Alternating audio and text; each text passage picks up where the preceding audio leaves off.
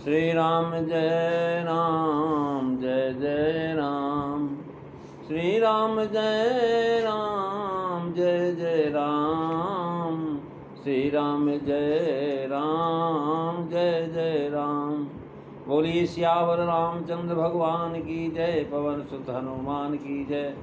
उमापति महादेव की जय। सब संतन की जय, सब भक्तन की जय। सच्चियाँ जोता वाली माता तेरी सदा ही जय। बोल सनातन धर्म की जय। सद्गुरुदेव महाराज की जय। नमो पार्वती पते हर हर महादेव। जय जय सीताराम। आदरणीय श्रोतागण, मानस चिंतन चैनल पर आप सभी का स्वागत है। पिछली चर्चा में राजा प्रताप भानु और कपटी मुनि कालकेतु की चर्चा आप श्रवण कर रहे थे। महाराज कालकेतु राजा तो निद्रा के वशीभूत होकर के सो गया, लेकिन वह महाराज कपटी साधु नींद नहीं आ रही, सो गया, सो नहीं सका। इंतजार कहा कालकेत कब आए और कब हमारा काम सफल हो। महाराज इतने में कालकेत आ गया। वो बहुत प्रसन्न हुआ। ते महाराज उसने क्या किया, उस दुष्ट कालकेत ने अपने पिछले बैर को स्मरण किया। उसके महाराज 10 भाई और 100 पुत्रों को राजा ने समाप्त कर दिया था, और तपस्वी राजा से मिलकर के सलाह करके उन दोनों ने यही उपाय रचा कि जिससे महाराज शत्रु का नाश हो जाए। राजा भानु प्रताप महाराज होनहार बच कुछ नहीं जान पाया। तेजस्वी शत्रु अकेला भी हो तो उसे छोटा नहीं समझना चाहिए। देखिए, राहु जिसका सिर मात्र बचा रह गया, वह अब भी सूर्य को चंद्रमा को दुख देता है। करें तेहि खल पाछिल बैर सभारा। तापस बनीप मिली मंत्र विचारा। जही रीपु छय सोई रचनी उपाऊ। अभावी बसन जान कछुराऊ। रिपु तेजसी अकेल अपि लघु कर गणीनता। अजहु देत दुख रवि शशि सिर अवशेषित राव। मंगल भवन अमंगल हारी। द्रवहु सुदशरथ अजीर बिहारी। श्री राम जय राम जय जय राम। श्री राम जय राम जय जय राम। मारते ही खल का भाव कि राजा को संग्राम में तो मार नहीं सका, अकेला पड़ जाने से बैर का साहस नहीं कर सका राजा के साथ। एक साथी तापस निप के मिल जाने से महाराज अब छल से मारने का उपाय सोचा। पाछिल बैर अर्थात अपने 100 पुत्र और 10 भाइयों के मारे जाने का बैर भावे के पहले ही तापस निप के बैर से बैर मानता था। मित्र का बैरी अपना बैरी होता है। इसी से रघुनाथ जी कहा था, मम भुजबल आश्रित ही जानी मारा चाह सदम अबानी।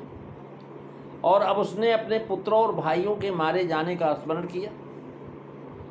ये राजा ही हमारे वंश का नाश किया, हम इसका जो है वंश सहित नाश करें। वह महाराज कपटी साधु, उससे मिल करके इसने महाराज कालकेतु बिना तापस से मिले अकेले भानु प्रताप को छल से भी मारने में समर्थ नहीं थे। इसी से वह तापस तपसी राजा से मिला और उन दोनों ने मिल करके पहले विचार करके उपाय तैयार किया, फिर राजा को भुलवा करके छला। ये देखिए, जय रिप 600 कीर्तन उपाय राजा से जितना संभव नहीं है, अर्थात जितने का उपाय नहीं रचा, 6 का उपाय रचा। कि राजा को महाराज मिगिया का व्यसन था, से शिकार खेलने का आदि थे, और अतः काल के सूकर बना और तापस निप मुनि बना। सूकर छल करके राजा को तापस के पास ले गया। दोनों मिलकर के राजा को ब्राह्मणों से शाप दिलाया। यही उपाय है जो पहले कहा है। जाय उपाय रचो में सेहु सम्मत भर संकल्प से रेहु। महाराज जय सूगर बन मुनि छलावा, राजा को भुला दिया, लेकिन भाभी बस अनजान बन रहा हो। काल केत महाराज सूकर बनना, बैरी राजा का मुनि बनना, दोनों का मेल महाराज कुछ पाया नहीं है। कारण भाभी, राजा को पता नहीं लगा। अब जो है भाभी बस कहने का भाव है कि भाभी ने राजा को अज्ञानी कर दिया, नहीं तो वो बड़ा बुद्धिमान था, अवश्य जान जाता। न कहते तो राजा में महाराज अज्ञान पाया जाता। राजा बड़ा सावधान था, उसने कालकेतु और तपस्वी वेशधारी राजा के खुजवाने का यत्न बहुत किया था, लेकिन महाराज भाभी बस उसे पता नहीं लगा कहाँ गए। काल क्रम से बात पुरानी हो गई। अब महाराज धीरे धीरे ध्यान चल गए, खत्म हो गया। राजा का स्मरण भी नहीं रहा कि भाई एक राजा भाग के आया था जिसके हमने 100 पुत्रों को 10 भाई को मार दिया। एक राजा देश छोड़ करके चला गया, हमको मिला नहीं। अर्थात कालकेत तो तापस निपल करके महाराज अकेले रह गए।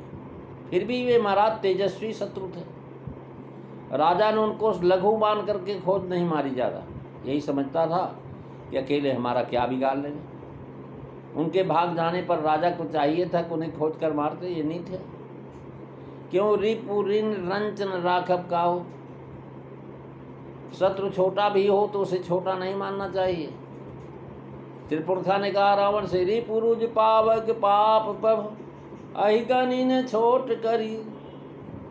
महाराज सिर अवशेषित राहु, भाव एक जैसे राहु सिर मात्र रह गया है, लेकिन फिर भी महाराज वो सूर्य और चंद्रमा को ग्रसित करता है। वैसे काल के तो तापस निप महाराज सिर मात्र ही करने से रह गए थे। अब वंश का राजनाश तो राजा ने कर ही दिया था। ये दोहा महाराज भान प्रताप काल के तो तापस तीनों से घटित होता है। कपटी मुनि का राज गया, उसके परिवार और सेना आज सब राजजांगों का नाश हो गया, वह अकेला रह गया। जैसे राहु का सारा धन नष्ट हो गया, सिर मात्र रह गया। यद्यपि वह अकेला है तो भी क्या है, वह है तो छत्री। फिर राजा और शत्रु अवसर घात किया ही चाहे। भान प्रताप को चाहिए कि वह था कि उनको खोज करके मारता। इसी तरह कालकेतु का वंश मारा गया, वह अकेला रह गया तो क्या, वह है तो तेजस्वी। देवता उससे जीत नहीं पाते तथा उससे भी मारना महाराज था। कालकेतु का परिवार महाराज राहु का जो है धड़ और कालकेतु सिर। कालकेतु राहु कहा क्योंकि राक्षस भी काला और राहु भी काला। तापस निप को राहु कहा क्योंकि ये दोनों छिप करके देवताओं में जाके बैठा था, और ये भी भाग करके मणिवेश बना करके बैठा था। भान प्रताप को घसने की संधि की घात में था। भान प्रताप इस समय अकेला है, उसकी सेना और मंत्री आज कोई भी उसके साथ में नहीं। महाराज साथ है ही नहीं, इसे कालकेतु और तापस निप ने मार क्यों नहीं डाला। उसका समाधान लिखते हैं कि रिप अंग जो है समय पर साथ ही नहीं। कह रहे हैं कालकेतु और तापस दोनों मिलके मार सकते थे, वह अकेला है तो क्या, है तो तेजस्वी, न मरा तो छोड़ेगा नहीं। जैसे राहु का छल सूर्य और चंद्रमा ने बिता दिया, पर भगवान ने चक्र से वह मार नहीं मारा, उसका धर्मात्म नष्ट हो गया, सिर जीवित रह गया। अतः अब तक सूर्य और चंद्रमा को अपना बदला लेता है।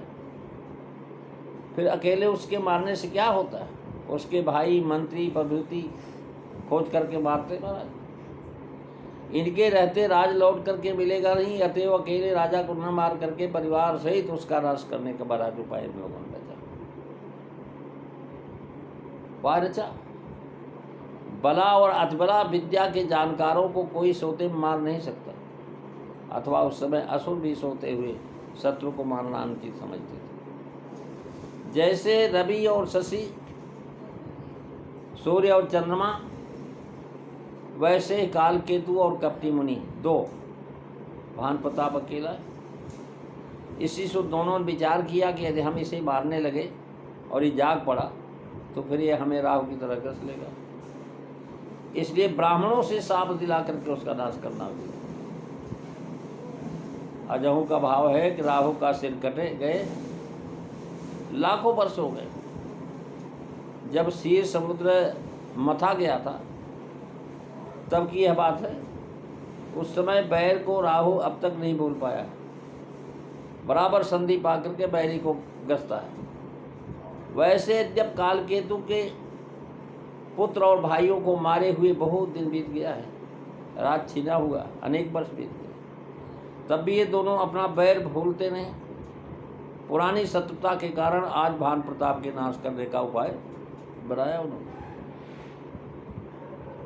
राहु के सिर कटने की कथा दोहा 4 में आपने सुना था। अब यहाँ महाराज बता रहे हैं दोनों वाक्यों में बराबर के बिंब पदबिंब आगे जो है चलेगी। वह तपस्वी और जो है राजा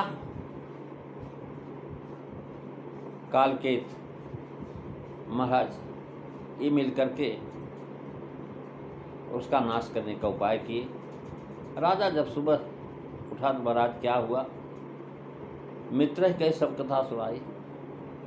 महाराज कालकेत को उसने बताया और बताने के बाद जो महाराज वो दोनों क्या करते हैं सब चर्चा आप अगली कथा में सुनेंगे।